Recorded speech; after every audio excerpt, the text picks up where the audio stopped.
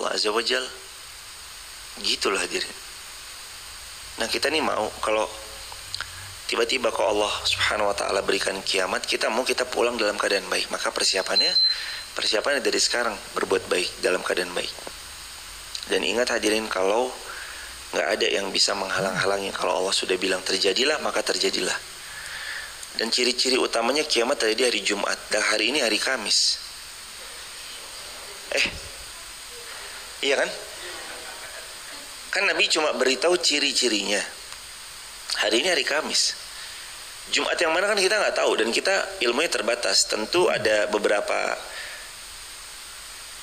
dalam kitab Mausu'ah fil Fitan, ensiklopedia akhir zaman fitnah. Salah satu disebutkan turunnya Nabi Isa, turunnya Dajjal. Tapi kan Allah bisa nggak kalau tiba-tiba udah kiamatnya sekarang aja, nggak usah turun Nabi Isa? Bisa nggak? Sangat bisa. Nggak usah nunggu Dajjal, nggak usah nunggu Nabi Isa. Tapi Nabi SAW atas apa yang Nabi katakan, Nabi pasti benar, karena itu wahyu dari Allah Azza wa Jal.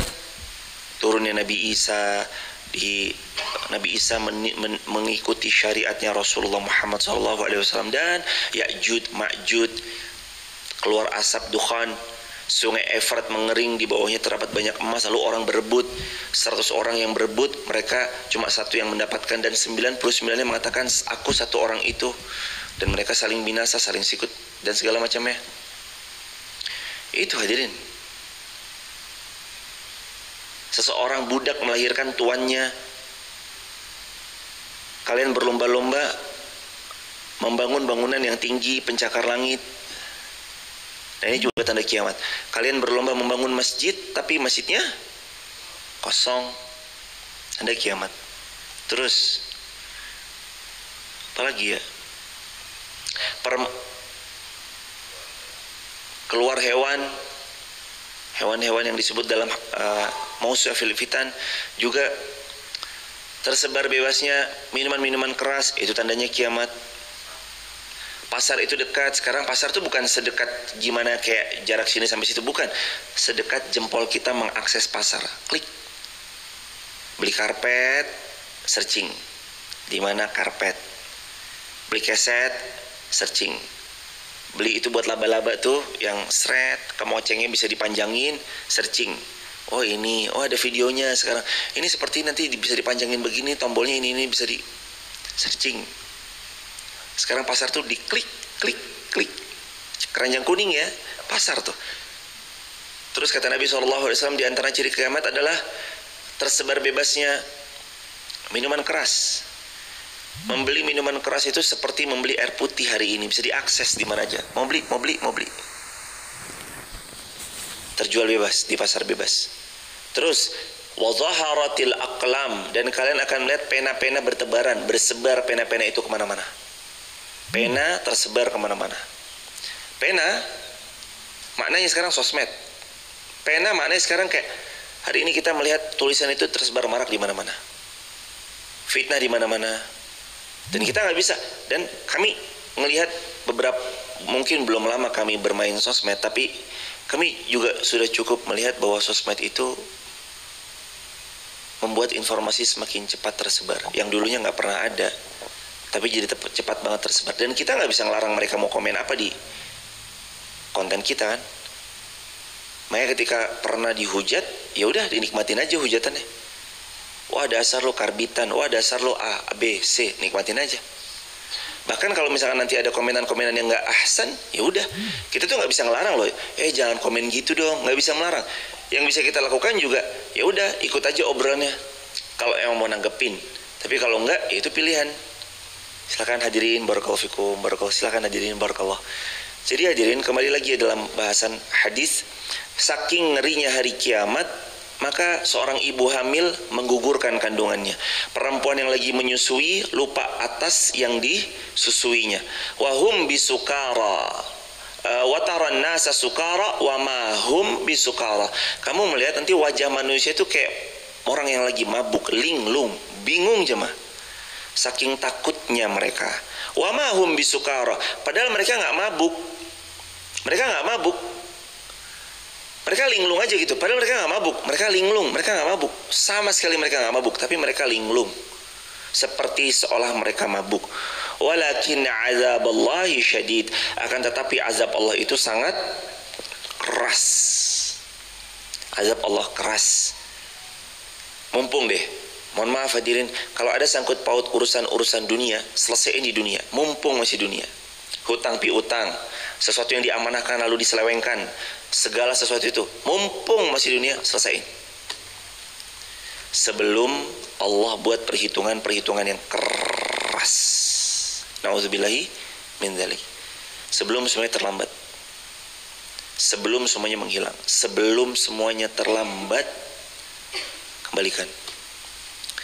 Kecapi yang pernah dicuri, kedongdong yang pernah diambil, mangga yang pernah diambil, makan ke warteg, makanya pakai ABC XYZ, bilangnya cuma saya nasi tempe es teh. Makan ke angkringan, darmoji, dahare limo, bayare siji. Cepat-cepat istighfar tuh, bayar. Sebelum besok kita bayar pakai pahala kita. Mending sekarang deh. Mending sekarang. Kalau punya segala kekurangan, mending sekarang, selesaiin sekarang. Sebelum nanti kita habis dengan pahala, dengan dosa. Nggak berlaku lagi dinaron wala dirhaman wala mata'. Nggak berlaku dinarnya, dirhamnya, matanya, perhiasan-perhiasan, nggak berlaku. Yang berlaku di sana pahala dan dosa. Kita zalim sama orang, kita bayar pakai pahala. Habis pahala kita, dosa dia ditransfer ke kita. Banyak dosa kita menumpuk karena banyak orang transfer dosa-dosa dicampakkan ke jurang yang paling membinasakan. Dan kita sama taunya, khalidina fiha abada. Di sana tuh bukan semenit. Di sana tuh bukan 2 menit. Di sana tuh bukan sehari. Bukan 10 tahun, bukan 60 tahun kayak kita di dunia. Ntar ya, kamu di neraka 60 tahun ya. Habis itu kamu bebas. Mungkin kayak kita di penjara hari ini, gara-gara kasus nyolong mangga, nyolong pepaya, di penjara 6 bulan misalnya. Terus setelah 6 bulan kita bebas. Bukan. Begitu masuk khalidina fiha abadan. Masuk karena kita selamanya. Selamanya loh hadirin. Selamanya loh. Jadi bukan sebulan 2 bulan, setahun 2 tahun, khalidina fiha abada. Jadi kalau masuk surga selamanya. Penghuni neraka juga selamanya. Allahu Akbar. Mudah-mudahan Allah izinkan kita masuk surganya Allah jemaah. Dan ingat, azaballahi syadid. Tapi kan Allah maha pemaaf, iya, tapi azaballahi syadid. Tapi kan Allah ar-Rahman maha pengasih, iya, tapi azaballahi syadid. Tapi kan Allah ar-Rahim, iya, Allah ar-Rahim maha penyayang, tapi azaballahi syadid. Allah maha pengampun, Allah maha penerima tobat, Allah maha pemaaf, Allah maha penyayang. Tapi ingat, azaballahi syadid. Azabnya Allah juga sangat pedih. Allah maha pengampun, Allah ampuni kok. Allah maha pemaaf, Allah maafkan kok. Allah ampuni, Allah maafkan. Urusannya sama Allah. Kalau itu urusanmu sama Allah, dimaafin. Urusan Anda sama manusia, nggak ada cerita dimaafin sebelum manusia itu mengikhlaskan atas apa yang pernah Anda lakukan. Ini ngerinya. Makanya ketika seorang ulama digibah di jalur belakang, ulama ini dibilangin sama muridnya, mohon maaf jemaah. Ketika seorang ulama itu digibah sama muridnya, mantan muridnya lebih tepatnya. Lalu ada murid yang lain bilang sama beliau, Syekh, Anda digibahi di belakang. Panggil orang itu. Orangnya datang, benarkah kamu menggibahi saya? Iya, terima kasih, ini hadiah buatmu. Dikasih hadiah orang itu yang gibahin dia di belakang. Setelah diberi hadiah, dibilang, ini kemoceng, silahkan jalan ke pasar, copotkan kemoceng itu.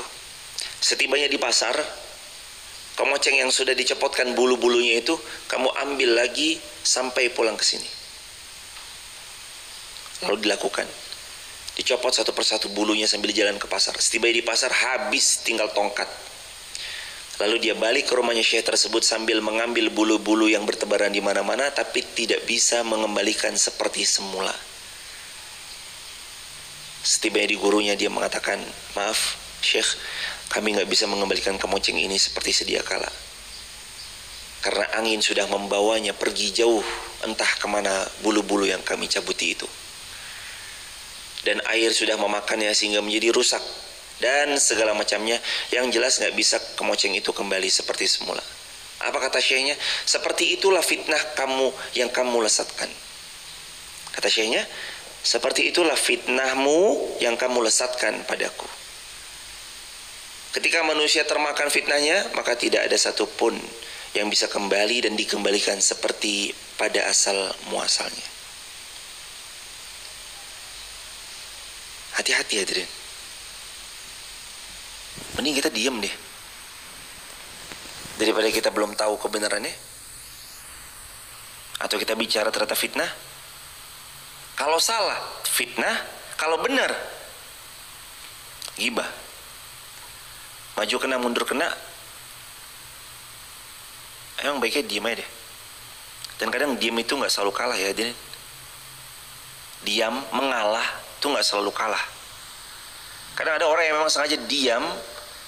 Dia tahu Anda curang, dia tahu Anda bermain, tapi dia sengaja diam. Pura-pura bodoh.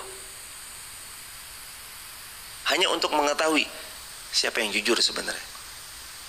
Makanya ada kalimat,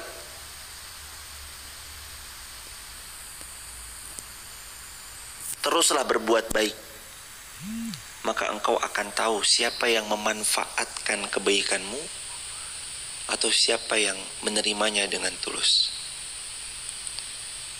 Teruslah saja merendah sampai engkau akan tahu siapa yang merendahkanmu lalu menginjak-injak harkat martabat dirimu. Diamlah agar engkau tahu siapa yang bermain dan siapa yang tetap jujur meskipun engkau terdiam. Kadang tuh perlu kayak gitu jemaah, diam aja. Padahal yang dibicarakan tuh kita tahu percis. Tapi kadang itu diperlukan tuh, supaya melihat mana sih yang benar. Begitu hadirin. Dan ingat selalu, Allah memang maha pemaaf tapi azabnya pedih. Allah memang maha penerima taubat tapi azabnya pedih. Allah jelas maha pengampun, maha penyayang, tapi azab Allahi syadid. Azabnya Allah sangatlah syadid, pedih sekali. Waliyadzubillahi min dzalik. Mudah-mudahan kita terhindar dari azab Allah yang pedih. Amin ya rabbal alamin. Wa minan nas, dan di antara manusia, may yujadilu fillahi bighairi ilm. Ada yang berbantah-bantahan, jidal itu debat. Bighairi ilm, enggak pakai ilmu gitu.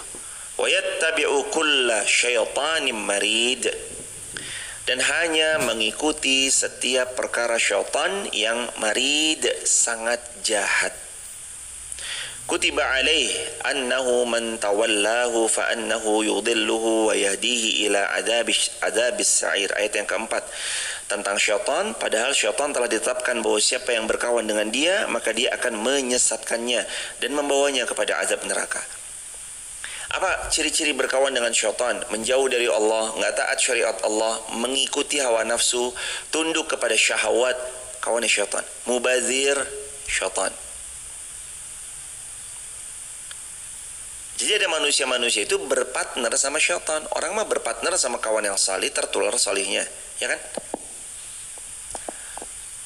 Orang kalau berkawan sama kawan yang salih, tertular salihnya. Berkawan sama yang keliru, tertular kekeliruannya.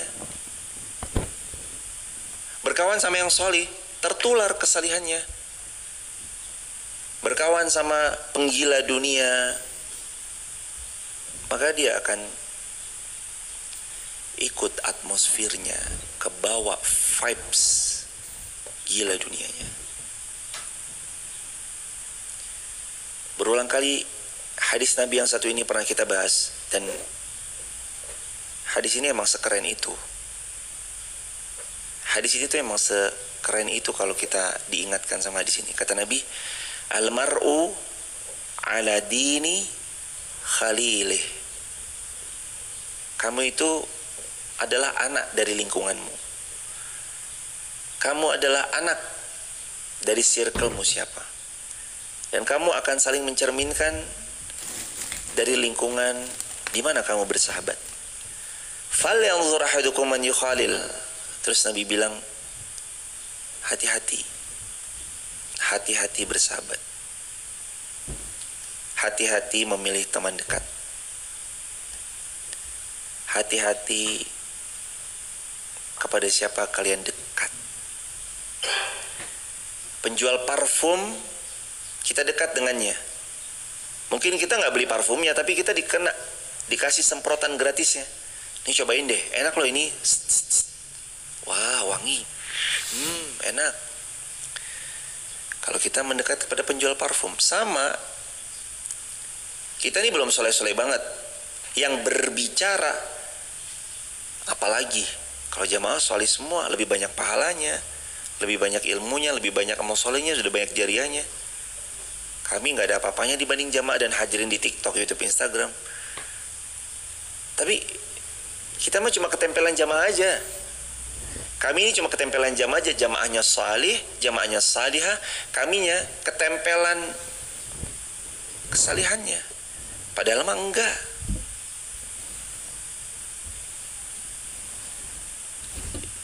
Yang kadang-kadang nyuruh jamaah baca Quran ya, ternyata nggak baca Quran. Siapa tuh yang megang mikrofon? Jamaah baca Quran ya, yang megang mic malah nggak baca Quran. Aduh, astagfirullah. Makanya ayo jamaah, kalau kami ketempelan jamaahnya mah salih, salihah, mas-masnya salih, mbak-mbaknya salihah. Kami mah ketempelan hadirin aja. Teman-teman di TikTok, YouTube, Instagram, makasih udah berkenan mau bersama ngaji bareng di pagi ini. Kami mah ketempelan hadirin semuanya yang salih salihah. Kami mah ketempelan jamaah doang.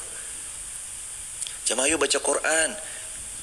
Kitanya juga kadang baca ala kadarnya. Jamaah bacaan diperbaiki, padahal bacaan kami juga pun belum baik. Hadirin, ketempelan nih karena jamaahnya baik, salih, ketempelan aja. Falyanzur, makanya kata Nabi, perhatikan ya, kalian tuh berteman sama siapa. Ini loh hadirin, kalau kita menempel berteman kepada syaitan, tawallahu, kamu berkawan dengannya, fa'annahu yudhillu, kamu pasti akan dibawa kepada kekeliruan, kesesatan, wa yahdihi ila adzabis sa'ir, dan kamu akan dibawa kepada adzabis sa'ir, azab neraka yang menyertai. Ayat yang keempat. Terus gimana cari teman yang duduk bersamanya, duduk di sebelahnya, bersafar bersamanya, menghabiskan waktu bersamanya, membuat kita ingat Allah, makin mencintai Allah, makin mencintai Rasulullah, makin jadi orang yang lebih baik, makin tahu bahwa dunia digenggam, ditunggangi untuk sampai ke surga, bukan untuk digilai semata. Itu cari teman yang kayak kita. Gak apa-apa, alhamdulillah circle kami nih, circle-nya influencer, centang biru. Alhamdulillah circle kami ini circle yang alhamdulillah ya, secara kendaraan Allah berikan kendaraan-kendaraan yang prima, tunggangan-tunggangan yang prima. Maksudnya tunggangan yang prima tuh tunggangan yang bagus, yang elegan gitu. Gak apa-apa, silahkan.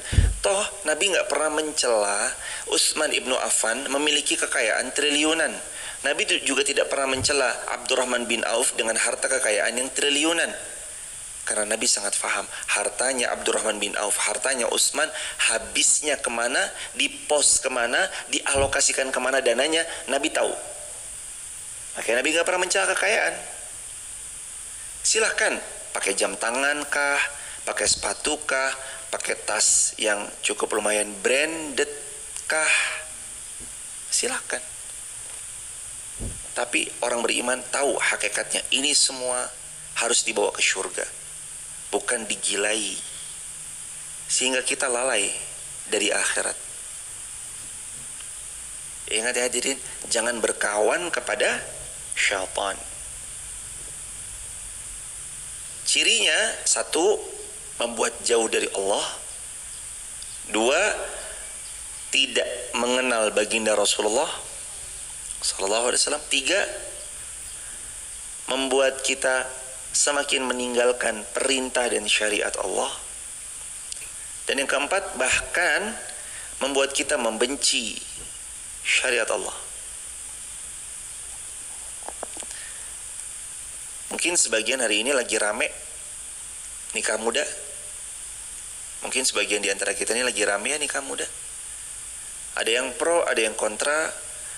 Tapi POV kami menikah umur 21, waktu itu lagi semester 5 kuliah, liburan semester 5, dan buat kami menikah muda tuh tergantung dulu sudut pandangnya. Ada yang memang secara usia itu muda, mungkin beliau 17, mungkin beliau 16, mungkin beliau 18, 19, tapi daya pikirnya itu melampaui usianya. Kematangan beliau melampaui di atas rata-rata anak seusianya. Bisa jadi. Gak bisa kita ngejat tiba-tiba, ih nikahnya terlalu dini, kok 20 tahun nikah, kok 19 tahun nikah. Gak bisa diri. Ada yang memang nikahnya muda dan Allah karuniakan di nikah mudanya itu rumah tangga yang sakinah, mawaddah warahmah, putra-putri yang salih-salihah. Bahkan lahir penghafal-penghafal Quran dari anak yang Allah karuniakan kepada rumah tangga mereka berdua. Jadi muda tidaknya itu bukan dilihat dari umur semata. Attitude, pengalaman, ilmu, kesiapan mental.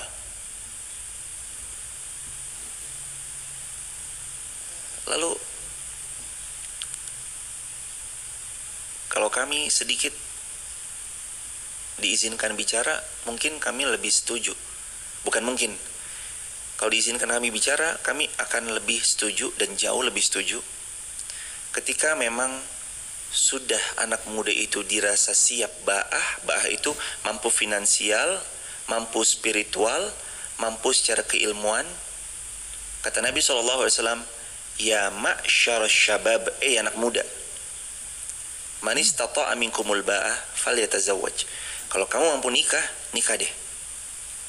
Fa innahu aghaddu lil basar. Karena memang nikah itu menundukkan pandangan. Wa ahsanu lil farj, lebih menjaga kemuliaan dan kehormatan.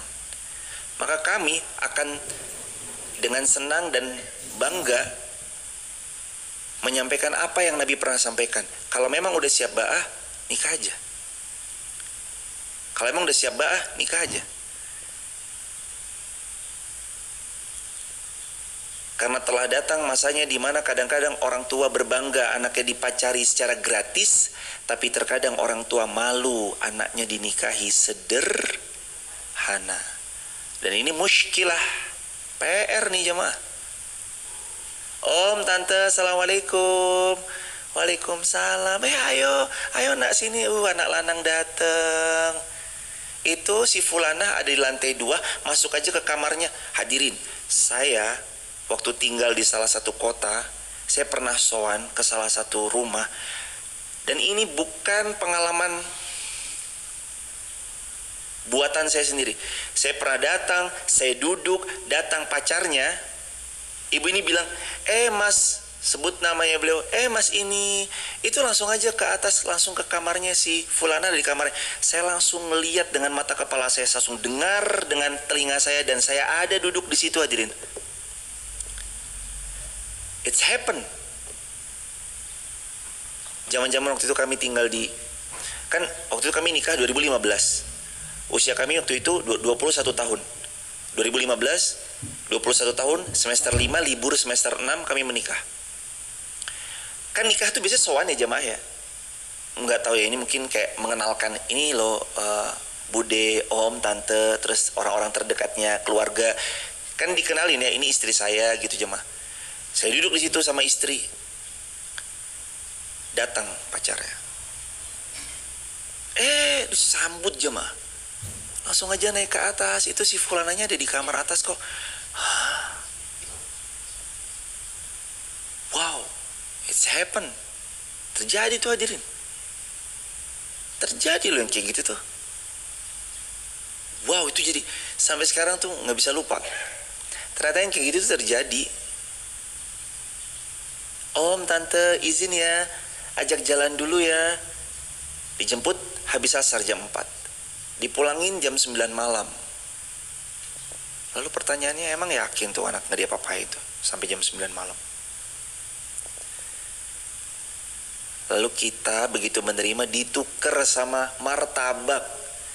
Om, ini martabak. Hadirin, putri kita Bebas dibawa laki-laki yang gak jelas siapa dirinya, siapa statusnya, cuma untuk ditukar sama martabak. Lah mbok beli aja lo jamaah martabak. Paling berapa sih? 20.000, 30.000, 50.000, 100.000. Beli aja. Kenapa harus menyerahkan putrinya ditukar sama martabak? Ayo jamaah, kita nih punya amanah. Gak kaleng-kaleng amanah kita. Amanah kita nih anak, keturunan. Jangan sampai Allah Subhanahu wa ta'ala nanti malah mencabut nikmat itu. Mari dijaga. Aduh Dok, ibu tuh udah gak tenang, udahlah kamu nikah aja Dok. Benar hadirin. Putri Anda dibawa kemana-mana udah gak tenang, udah nikahin aja jemaah. Jelas, statusnya jelas. Kalau hamil, seneng apa enggak? Nikah, terus hamil, seneng enggak? Keluarganya seneng, mertuanya seneng, keluarga besarnya seneng. Alhamdulillah udah hamil gitu. Tapi kalau pacaran, tiba-tiba hamil, seneng enggak? Aduh, kamu bikin malu aja Tole, kamu bikin malu aja Tondo. Ya Allah, oh bapaknya emosi digampar tuh jemaah.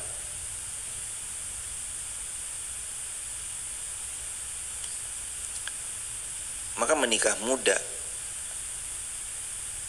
nggak boleh juga terus kita main gampang asal ngucap. Dan nikah aja muda, karena ini juga belum tentu semuanya punya mental yang sama. Tapi juga harus difahami bahwa mereka yang memilih jalur nikah muda itu boleh jadi Allah berikan taufik kepada mereka ilmu yang lebih mumpuni, finansial yang lebih siap, dan secara spiritual dan mental mereka sudah lebih terkondisikan sehingga mereka siap untuk hal itu dengan segala tanggung jawabnya. Terus kita di posisi mana? Doakan yang terbaik. Meskipun tentu ya jemaah nggak terus kemudian bilang pasti 100% nikah muda itu baik-baik aja. Tentu enggak. Karena emosi saat usia-usia muda tentunya berbeda ya. Sama kadar emosi-emosi di usia-usia yang bisa dikatakan usia-usia matang gitu. Tentu berbeda. Anak muda jemaah. Pikiran-pikiran itu kan kadang explore gitu. Dibanding udah agak lebih matang, itu kan udah mulai mempertimbangkan, udah mulai punya manajemen resiko gitu ya. Ini kayaknya resiko banget deh kalau begini, ini kayaknya enggak deh. Tapi kan kadang kalau usia muda tuh terabas, gas. Mas ini gimana? Sudah gak kesel lama, gas. Udah, terlalu, ini kayaknya begini. Mas, gas aja udah, bismillah. Gak mungkin deh kayaknya. Enggak, ada Allah, udah tahu bismillah aja. Ini mustahil, udah coba aja dulu bismillah, ada Allah. Anak muda tuh biasa kayak gitu. Ini kalau kita gitu, mau keluar dari kerjaan, nanti mikir, anak mau masuk SD, kakaknya SMP, keluar dari kerjaan gimana ya, gini. Itu kan pertimbangan tuh hadirin. Nah secara emosional ya kita nggak bisa ngejat juga yang muda berarti emosinya masih kekanak-kanakan, nggak juga, karena boleh jadi dia matang pada usia itu udah matang gitu. Tapi nggak juga terus kemudian diberlakukan kepada sama rata gitu, nggak juga. Ideal lah, wasat, tengah-tengah. Next, ya ayyuhan nas in kuntum fi raibin minal ba'ts فإنا خلقناكم من تراب ثم من نطفة ثم من علقة ثم من مضغة مخلقة وغير مخلقة لنبين لكم ونقر في الأرحام ما نشاء. Wahai manusia, jika kamu ragukan hari kebangkitan, maka sesungguhnya kami telah menjadikan kamu dari tanah, kemudian dari setetes mani, kemudian dari segumpal darah, kemudian menjadi segumpal daging yang sempurna kejadiannya dan yang tidak sempurna, agar kami jelaskan kepadamu dan kami tetapkan dalam rahim menurut kehendak kami sampai waktu yang sudah ditentukan. Kemudian kami keluarkan kamu sebagai bayi, kemudian dengan berangsur-angsur kamu sampai kepada usia dewasa, remaja, dewasa. Dan di antara kamu ada yang diwafatkan, dan di antara pula kamu ada yang dikembalikan pada saat usia yang sangat senja, sampai bahkan dalam tanda kurung pikun, sehingga dia tidak mengetahui lagi sesuatu yang telah diketahuinya.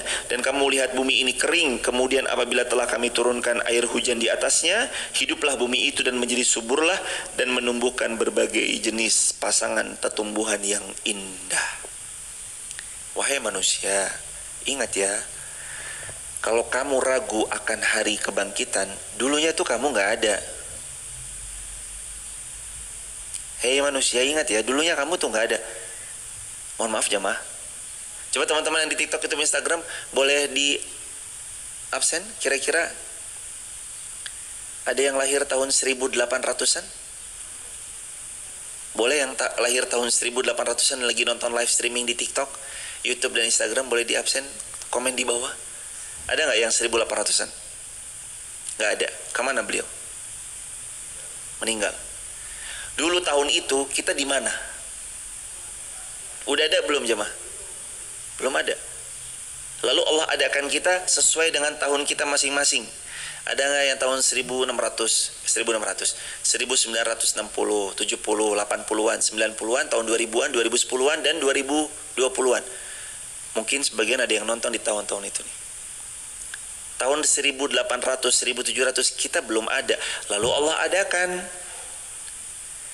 Nanti kita nggak ada lagi, Allah adakan lagi. Gampang bagi Allah, sebagaimana dulunya kita nggak ada dan kita ada. Lalu dari ada nggak ada lagi, setelah nggak ada diadakan lagi. Gampang nggak? Sangat mudah bagi Allah. Ya ayuhan nas, in kuntum fi raib. Manusia, kalau kalian ragu, kalau kalian itu nggak yakin, raib minal ba'ts, ragu dari hari kebangkitan. Coba diingat-ingat ya, dulunya kamu nggak ada, kami yang adakan. Dulunya kamu hanya setetes, mohon maaf, mani. Lalu kami buat di janin itu menjadi segumpal darah, lalu menjadi segumpal daging. Lalu fayanfukhu fihi ruh, kami tiupkan ruh setelah berusia 120 hari. Lalu kamu lahir jadi bayi, kata Allah Azza wa Jal. Kamu lahir jadi bayi, tiflan. Summa, setelah bayi, litablughu asyuddakum, kamu tumbuh, batita, bayi 3 tahun, balita, bayi 5 tahun, remaja, anak remaja, mendewasa, menua, mati. Hidup kita tuh gitu-gitu aja siklusnya. Sebanyak apapun uang yang kita punya, dokter tolong oplas wajah saya jadi 17 tahun ya. Mungkin teknologinya bisa mengoplas wajah yang udah senja, keriput, berubah seperti seolah 17 tahun. Tapi ingat ya jemaah, onderdil dalamnya kita tuh gak bisa jemaah. Tulang yang makin merapuh, emang bisa? Tolong dong, ada gak suku cadang tulang? Tolong diganti dong. Mobil lah iya, tolong ini rem saya nggak enak, boleh diganti yang baru ya. Kampas remnya diganti yang baru. Tolong ya power steeringnya diginiin ya. Tolong ya, mungkin motor kita juga iya, ganti oli ya, terus diremajakan lagi ya. Ada tuh stoknya yang baru tuh, ambilin di gudang. Ambil di gudang, dipasang. Motor iya bisa. Tapi kalau kita, badan kita, jantung, implan jantung, ada nggak jemaah kira-kira? Kalau pasang ginjal kan bisa ya, pasang jantung itu bisa nggak? Cangkok ginjal kan ada.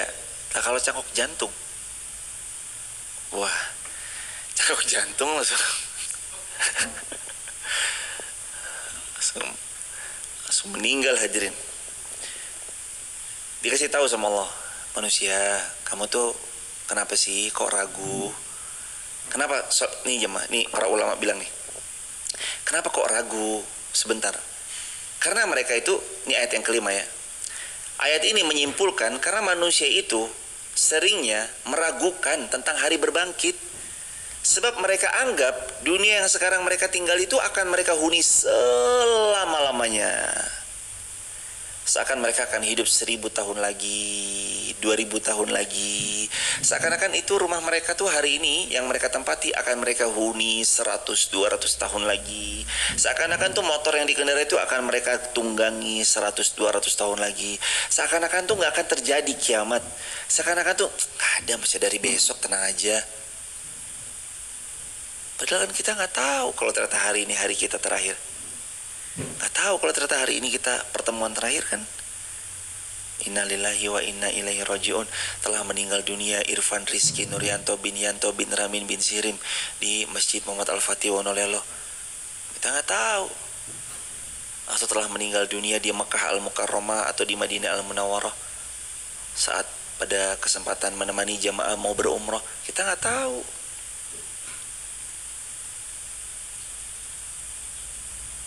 Padahal gak sakit loh Us, kok berpulang ya Us, cepet banget. Itu kan yang sering kita dengar. Kayaknya baru kemarin nih WhatsAppnya, kok udah pulang. Itu sebenarnya udah pengingat. Bahkan di grup WhatsApp yang dulu waktu masa muda, grup WhatsAppnya membahas tentang kamu kuliah di mana, aku di sini, kerjanya sekarang di mana. Sekarang grup WhatsApp isinya, obat herbal apa ya yang bagus?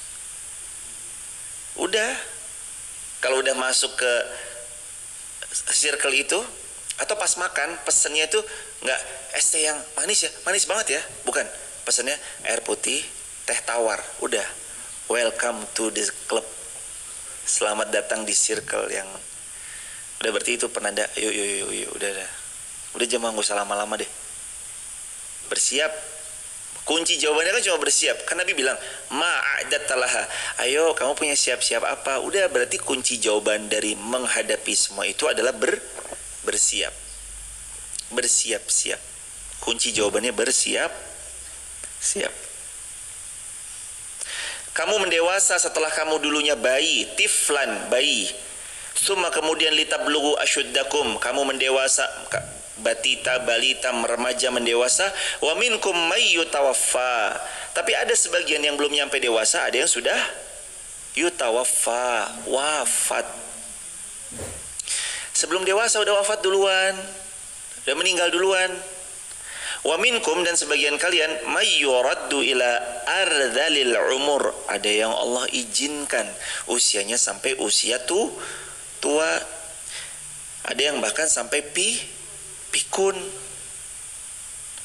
Likai la ya'lam min ba'di ilmin syai'a, sehingga sampai-sampai pun dia tidak tahu lagi apa ilmu yang dulu dia tahu.